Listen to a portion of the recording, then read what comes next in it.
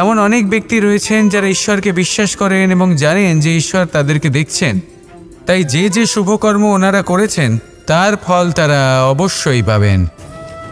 এবার আপনি ভয় পেয়ে ঈশ্বরকে বিশ্বাস করবেন নাকি বিশ্বাসের দ্বারা ঈশ্বরকে বিশ্বাস করবেন, সেই সিদ্ধান্ত আপনারই। কিন্তু হ্যাঁ, যদি আপনার মনে ঈশ্বরের জন্য কোনো স্থান থাকে, যদি আপনার কোনো ইষ্ট থাকেন, যদি আপনি কাউকে ঈশ্বর মনে করেন, যার প্রত্যেক আদেশ আপনি পালন করে থাকেন, তাহলে বলি ঈশ্বর কখনো আপনাকে অনুচিত পথে চালিত করবেন না। সময় যা সব কিছুকে সমান করে দিতে পারে, যা সব থেকে বেশি শক্তিশালী, সব থেকে বড় সম্পত্তি, সব থেকে বড় শিক্ষক এবং সব থেকে বড় সুযোগ।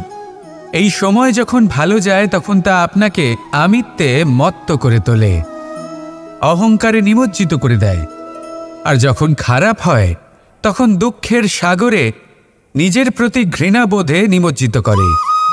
তাই এই সময়ে যা এত শক্তিশালী এক সম্পত্তি, এত মহান একটি ধন, তাকে এমনি এমনি নষ্ট হতে দেবেন না। এই সময়ের সাথে কি করবেন, কিভাবে করবেন তা ভাবতে গিয়ে এবং করতে গিয়ে সময় নষ্ট করবেন না। যদি আপনি এই সময় নষ্ট করেন তাহলে সময়ও নিশ্চিত করবে যে আপনার সাথে কি করা উচিত। তাই সময়ের সদ্ব্যবহার করুন আর আমার সাথে ভালোবেসে বলুন, রাধা রাধা। আপনি এটা শুনে থাকবেন যে ছোট্ট একটা বালক, সে ঈশ্বরের প্রতিরূপ হয়। কিন্তু এমন কেন বলা হয় তা কি আপনি কখনো ভেবে দেখেছেন? আমি আপনাকে বলছি, কোনো একটা ছোট্ট বালককে দেখুন, সে কি করে? সকলকে সমান চোখে দেখে। ওর মনে না কোনো ছলনা রয়েছে, না কোনো কপটতা, না অহংকার রয়েছে, আর না কোনো বিষয় নিয়ে কোনো চিন্তা। সকলকে সে সমান চোখে দেখে আর নিজের মধ্যেই প্রসন্ন থাকে, সকল বিকার থেকে মুক্ত। এগুলোই তো সেই গুণ, সেই বালকের মধ্যে যা হলো ঈশ্বর স্বরূপ। এবার ভেবে দেখুন, যদি প্রত্যেকটা মানুষ এই ছোট বালকের মতো সেই সব গুণ নিজের মধ্যে জাগ্রত করে তোলে, তাহলে কি হবে? তারাও ঈশ্বর তুল্য হয়ে উঠবে। তাই আপনিও এটাই করুন, নিজের মনকে বিকার মুক্ত করুন সেই ছোট্ট বালকের মতো। মনের মধ্যে না কোনো চিন্তা রাখবেন, না মোহ, না ক্রোধ, না কোনো রকমের ছলনা বা কপটতা। সবাইকে সমান চোখে দেখুন আর নিজের মনেই প্রসন্ন থাকতে শিখুন। এই মন প্রেমময় হয়ে বলবে, রাধা রাধা। জীবনে সাফল্য লাভ করতে হলে মানুষকে উচিত পথে চলতে হবে, কিন্তু তার থেকেও বেশি গুরুত্বপূর্ণ হলো এটা বোঝা যে সেই পথে চলতে চলতে কখন আমাদের দাঁড়াতে হবে আর কখন আমাদের চলতে হবে। এই শিক্ষা অত্যন্ত গুরুত্বপূর্ণ। এবার দেখুন, ছোট্ট একটা কথা রয়েছে, ওকে আটকিও না, যেতে দাও। এই বাক্যের অর্থ কি? অর্থ যে কাউকে আটকিও না, যে এগোতে চাইছে তাকে এগোতে দাও, তার পথে বাধা সৃষ্টি করো না। এবার এই ছোট কথাতে এক অনুচিত স্থানে আমি দাঁড়িয়ে পড়ি। আটকাও, যেতে দিও না। এবার এর অর্থ কি হলো? যে এই ব্যক্তিকে আটকাও, তাকে জীবনে এগোতে দিও না, এর পথে বাধা সৃষ্টি করো। এবার এই ছোট কথাতে অনুচিত স্থানে যদি আমি আটকে যাই, তবে ভাবো কত পার্থক্য হলো। এই শিক্ষা কতটা গুরুত্বপূর্ণ সেটা শিখুন, আর এই শিক্ষা আমাদের জীবনে কতটা গুরুত্বপূর্ণ হতে পারে সেইটা বুঝুন। বুঝে যান, শিখে যান জীবনে কখন সামনে এগোতে হবে আর কখন থামতে হবে। মন প্রসন্ন হয়ে বলবে, রাধা রাধা। কাম তৃতীয় পুরুষার্থ। এবার অধিকাংশ মানুষই কাম বলতে বিলাসিতা, বাসনা, লালসা মনে করে ফেলে। আসলে এমন কিছুই নয়। কামের বাস্তবিক অর্থ কি? কামের বাস্তবিক অর্থ হল কামনা। প্রতিটা ব্যক্তি, প্রতিটা মানুষ, প্রতিটা জীব এই সংসারে কোনো না কোনো বিশেষ কারণে আসে। সেই কারণকে পূর্ণ করার জন্য কর্ম করাকে কাম বলে। এখন সেটা সবার জন্য ভিন্ন হতে পারে। কারোর কাছে সেটা জ্ঞান অর্জন করা হতে পারে, আবার কারোর কাছে নির্মাণ করা হতে পারে। কারোর জন্য পরিবারকে সঞ্চালন করা হতে পারে, আবার কারোর জন্য এই সংসার থেকে পাপ দূর করা হতে পারে। কিন্তু সবথেকে গুরুত্বপূর্ণ হলো যে মানুষ যেন নিজের কর্ম ঠিক করে করে, সম্পূর্ণ যত্ন নিয়ে করে। তৃতীয় পুরুষার্থ মানে এই কাম। এটার অনুচিত অর্থ নিজেকে বোঝানো মানেই সমগ্র জীবনকে অর্থহীন করে দেওয়া। তাই প্রেম দ্বারা আপনার এই সংসারে আসার কারণটাকে অনুসন্ধান করুন, আর এই প্রেমের সাথেই বলুন, রাধা রাধা। এই সংসারে যখনই দুজন মানুষ একত্রিত হয়ে কোনো সমস্যার বিষয়ে আলোচনা করেন, তখন হয় সবার শেষে কোনো না কোনো সমাধান বের করেন বা কোনো না কোনো বিবাদ করেন। এই বিবাদ হলো মনুষ্য জীবনের সবথেকে বড় ঝামেলা, সবথেকে বড় সমস্যা। ভেবে দেখুন এই বিবাদ কেন হয়? তখনই হয় যখন বার্তালাপ ঠিকমতো হয় না। আর বার্তালাপ ঠিকমতো কেন হয় না? কারণ বেশিরভাগ সময় মানুষ একটাই ভুল করে বসে। সামনের মানুষের কথা শোনেন, কিন্তু তার উত্তর দেবার জন্য, তার কথার মর্ম বোঝার জন্য নয়।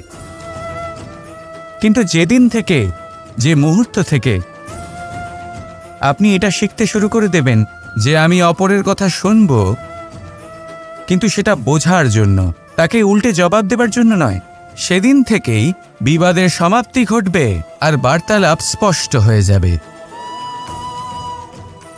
দেখুন, হয় সামনের মানুষের কথা বুঝতে শিখুন, বা নিজের বক্তব্য ভালোভাবে সামনের মানুষটাকে বুঝিয়ে বলুন। বার্তালাপ নাকি বিবাদ, আপনি কোনটা চান? সিদ্ধান্ত আপনার।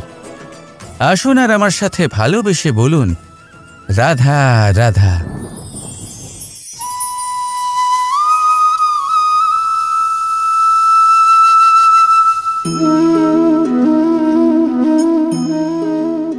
মোহনের বাঁশির এই সুর, এই সঙ্গীত কার না পছন্দ হয়?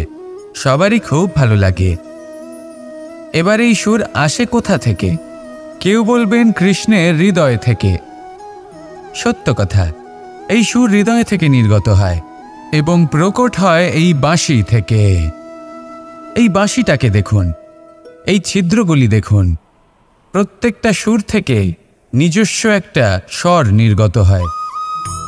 এবার যে ব্যক্তি এই সমস্ত সুর এবং স্বর বুঝতে পারেন, এতে নিপুণ, তিনি এই বাঁশির দ্বারা যে সুর নির্গত করবেন তা তো মধুর অবশ্যই হবে। এবার জীবনের সাথেও কিছুটা এরকমই ঘটে।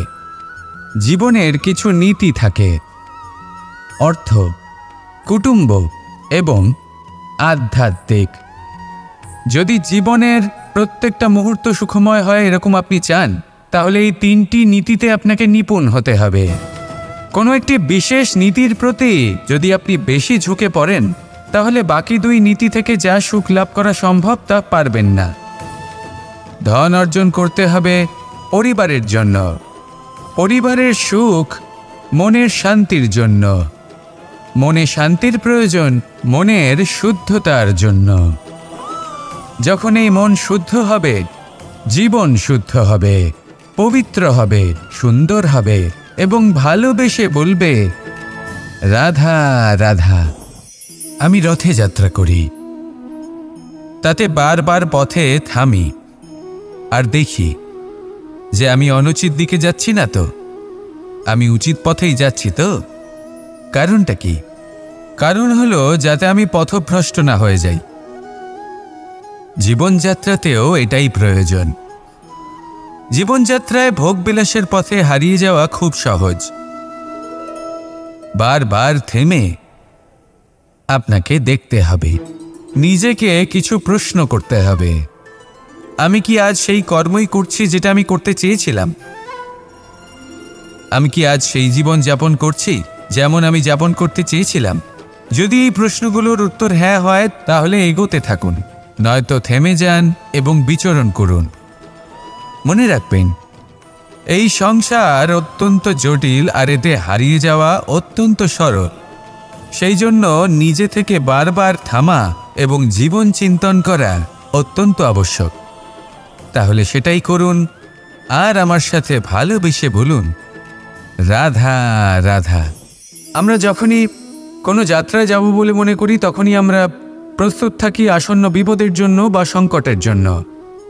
যেমন যদি আমাদের মনে হয় যে আজকের পরিবেশ খুব ঠান্ডা হবে, তাহলে আমরা গরম বস্ত্র ধারণ করি বা সেটাকে সাথে নিয়ে যাই। যদি মনে হয় যে বৃষ্টি হতে পারে বা বৃষ্টি হয়ে চলেছে আমরা দেখছি, তাহলে আমরা একটা ছাতা সাথে নিয়ে নিই। আমরা প্রস্তুত থাকতে চাই এবং এটাই উচিত, এবং সেই কারণেই আমরা যাত্রায় সাফল্য লাভ করি। কিন্তু যদি আমরা কথা বলি জীবনযাত্রা নিয়ে, যা কিনা সব থেকে বেশি গুরুত্বপূর্ণ, তাহলে তার জন্য আমরা পূর্ণরূপে প্রস্তুত থাকি না। আশেপাশের মানুষ, এই সমাজ, আমাদের সাথী, আমাদের মিত্ররা যে কোনো মুহূর্তে বদলে যেতে পারেন। সেই জন্য আমরা নিজেদেরকে কখনো সাবধান করি না, কখনোই নিজেদের প্রস্তুত করি না।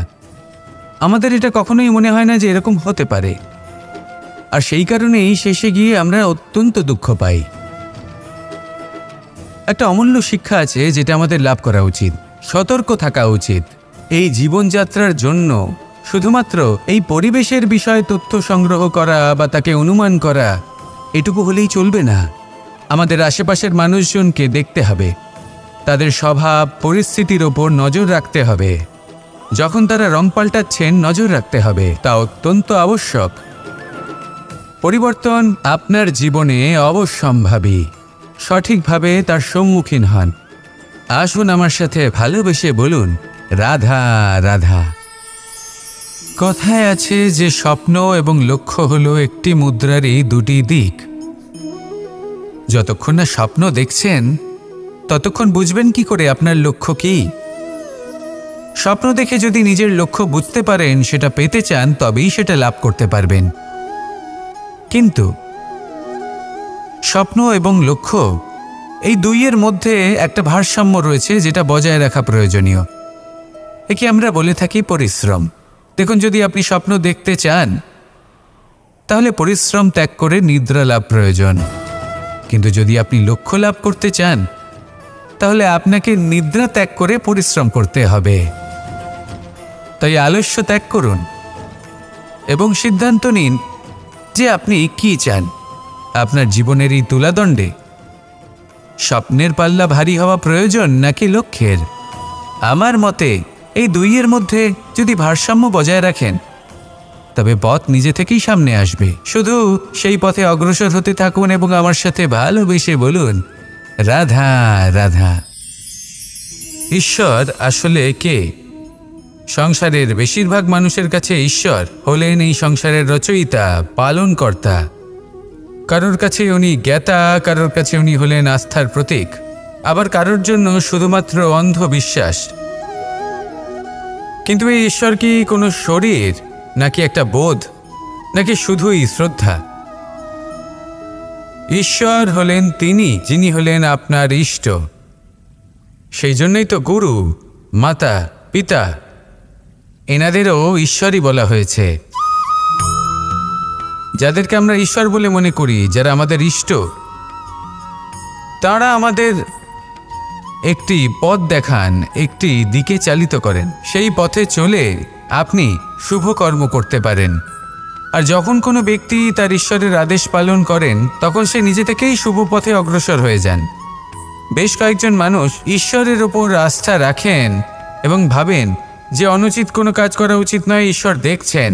ওনারা ভয় পান যে কোনো অনুচিত কর্ম করলে কে জানে তার পরিণাম কি হবে।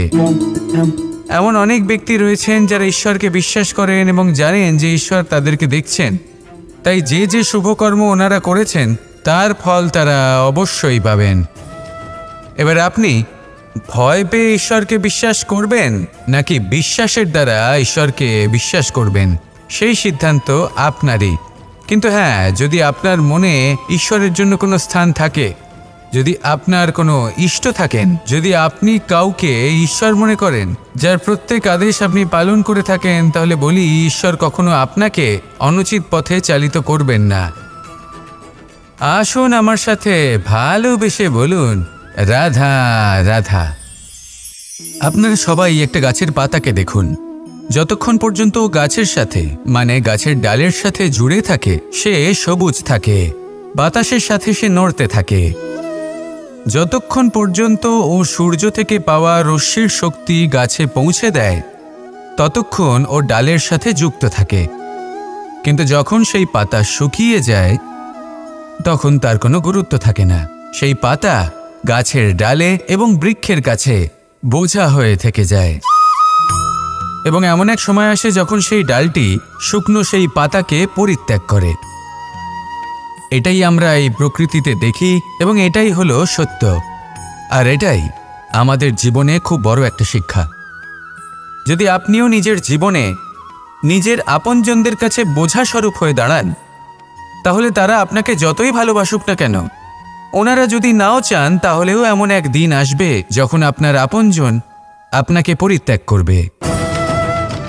সেই জন্য সবসময় আত্মনির্ভর হয়ে ওঠার চেষ্টা করুন, নিরন্তর পরিশ্রম করতে থাকুন, কারোর উপর বোঝা হয়ে থাকবেন না, বরং তার সাথে মিলে দায়িত্ব পালন করুন।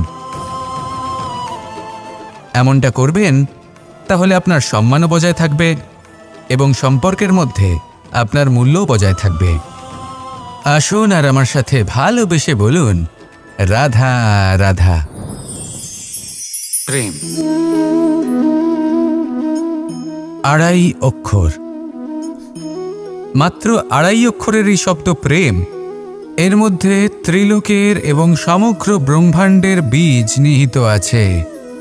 এমন কি আছে যা এই প্রেম করতে পারে না? যেখানে শক্তি এবং বিদ্যা প্রয়োগ করে আপনি কিছুই করতে পারবেন না, সেটাও প্রেম দ্বারা অর্জন করা সম্ভব। প্রেম চাইলে পাথরেও ফুল ফোটাতে পারে। প্রেম চাইলে ন্যাড়া পাহাড়ের বুক চিরে নদীপথ তৈরি করতে পারে। চাইলে নিরক্ষর ব্যক্তিকে সংসারের শ্রেষ্ঠ জ্ঞানী করে তুলতে পারে। শুধুমাত্র এই প্রেমের জন্য সবার দুষ্টু কানাই ঘনশ্যাম হয়ে উঠেছিল। শুধুমাত্র এই প্রেমের টানেই ত্রিলোকের স্বামী দ্বারকাধীশ নির্ধন সুদামার পদসেবাও করেছিলেন। এই প্রেম হলো সংসারের সবথেকে বড় শক্তি। এই সংসারের আধার হলো প্রেম। এমন কিচ্ছু নেই যা এই প্রেমের পক্ষে সম্ভব নয়। যেখানে বিদ্যা এবং শক্তি সাহায্য করতে পারে না, সেখানে এই প্রেম আপনাকে জয়ী করে দিতে পারে। তাহলে আসুন আর আমার সাথে ভালোবেসে বলুন, রাধা রাধা।